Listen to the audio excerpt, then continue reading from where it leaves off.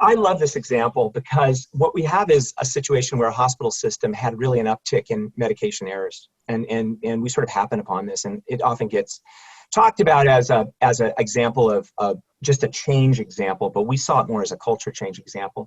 You know, you think about a hospital, there are good reasons why there are lots of controls in place. There are good reasons why it's an operational a challenge, and that you have a little bit of command and control in a hospital system. But when something goes wrong, in this case, medication errors, and by the way, they're harder to do now because the nature of medication is more complex than it's ever been. There are more medications than there have ever been. There's more medication interaction than there's ever been. So this is a much more complex task than it was even 15 years ago. Okay, and so they saw this going up, but of course, if you are importing an old model of organization, you're going to problem solve it, right? And the problem solving says, well, whose fault is it? And you can do 5 whys and get down and say, why did it happen? Though the nurses are the problem, but you got to keep going. You got to look for systemic reasons in this complex world. And fortunately, they did, and they found out that nurses were just distracted all of the time. And think about the power structures in a hospital. The doctors had the power, not the nurses. Distractions are their right in a lot of ways. Other distractions would take place, emergencies, etc. So what they found was there was a process that just wasn't actually, it needed a human solution, not a mechanistic one. The human solution was, how can we be creative in being more empathetic and create more meaning for this? Sorry, I'm just starting to almost have another technical problem. Say, we're good. And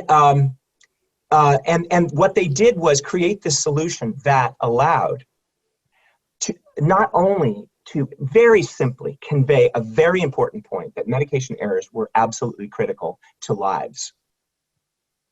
Right, that the act of delivering medication was the point of the wedge for this office, for this hospital, and they took that on board and said, "What? Let's test some solutions." Now, the prototype for this was about $25 from a building store, and they kind of tested it, seemed to work, and then they implemented it. And of course, everybody hated it, but it worked extremely well. When they found it worked really well, it altered the way the interactions took place around this critical point in delivery every day. But it also conveyed it elevated the nurses culturally. And it elevated the act of giving medication and patient care culturally. So it was that point where we needed to move from a much more mechanistic model to a more meaning-driven model. And we did it with workflow, but do workflow changes that actually convey meaning. That's the real point of this. And of course, they had to step back and say, why are we even here? We're here to not do harm. We're here to save patients, right? So there's this whole purpose-based, values-based conversation that we use to frame this type of change. Now, I just yesterday was with a private equity firm, and you know, it's interesting. Private equity is also a business going through a great deal of change. And one of the things that's most interesting about that is they're starting to realize that purpose, values, and meaning is actually critical to making more complex decisions. Why are we here? What's the filter for why we would take on company A versus company B? We should kind of have a purpose in mind to be able to make complex decisions. Lots of money out in the market. How do we actually navigate that? Well, we have to have clarity. So it applies in a great deal of different kinds of industries.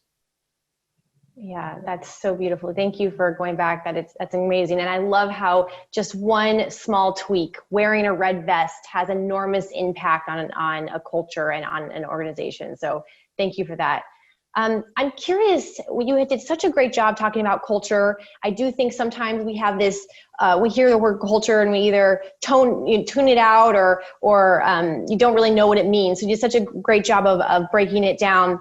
And I'm curious, since it's a hot word, yet we're still trying to figure out how we implement culture. How do you teach this with leaders in organizations? Yeah, it's a great question, Dana. One of the things we do is we try to remind them that there's this, you have to focus on levers that are going to create change, and you have to focus on meaning in it.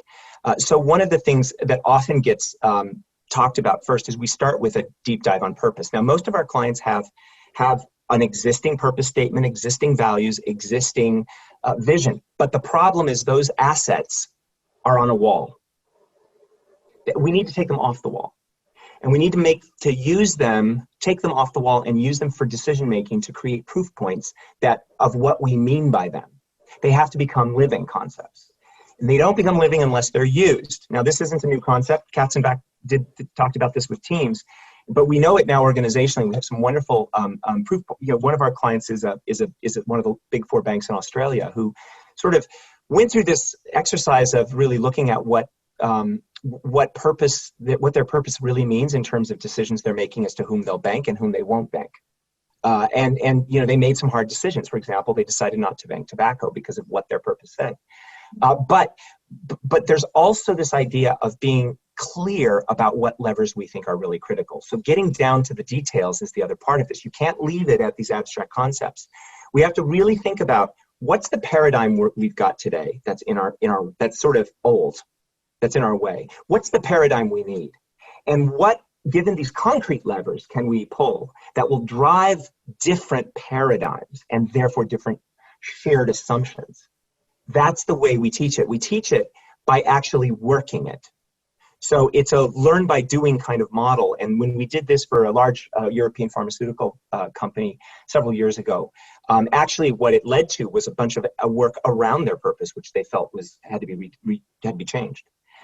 They didn't feel they were patient driven. They felt they were science driven, which is good, but not enough.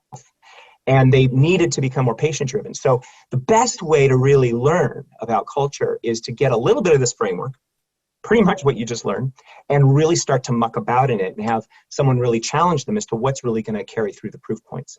And if we write about the proof points. I think it's worth kind of reading, because proof points really make this abstract concept concrete for people and sends clear messages. Culture is really just about accepting the shared way of doing things based upon external changes.